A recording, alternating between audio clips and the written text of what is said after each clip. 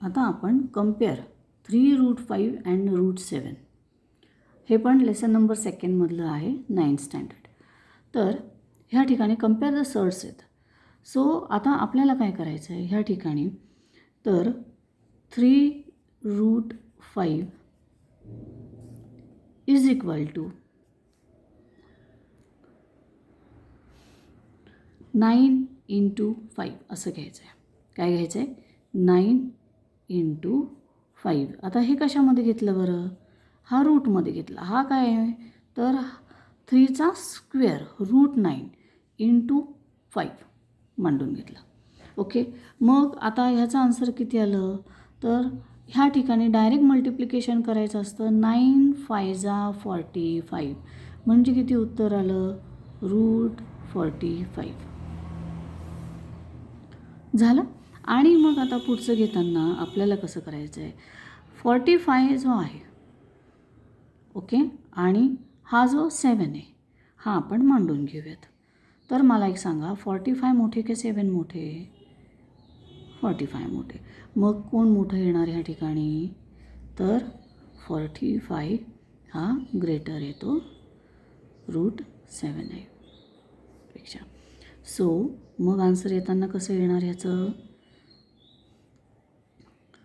3√5 is greater than √7.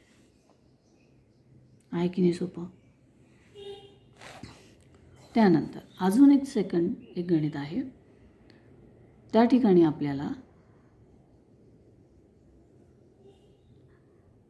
हे बघा, दिस is not comparison, पण हे कम्पॅरिझन नाही आहे. तर हे जे गणित आहे हे बघा, 9 + 16 क्वेश्चन मार्क इथे काय येईल? झालं. आणि इथे जे आहे 9 √9 + √16 असं मांडून घेतलं आहे. झालं. तर मग आता ह्याचं सोल्युशन काय? तर ह्याचं जे सोल्युशन आहे ते पहिलं गणित आपण आहे तसंच मांडून घेणार आहोत. 9 + 16 इज इक्वल टू, आता 9 + 16 म्हणजे किती झालं? 25. किती झालं? 25, राईट. म्हणजेच आन्सर किती आलं? त्याचं 25चा स्क्वेअर रूट किती झाला? 5. स्क्वेअर रूट तुम्हाला यायला पाहिजे, लर्न करून ठेवायचं ते. त्यानंतर पुढचं जे आहे ते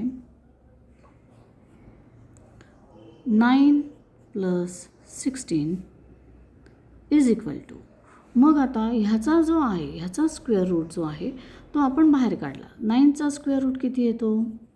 3 आणि 16चा स्क्वेअर रूट किती येतो? 4. बरोबर आहे. आन्सर किती आलं? 7. ओके.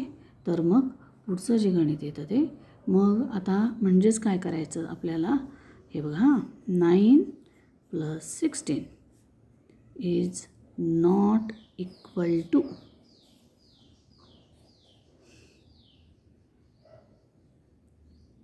√9 + √16. ओके. का बरं असं? कारण हे बघा, याचं आन्सर किती आलं? 5 आणि याचं किती आलं? 7.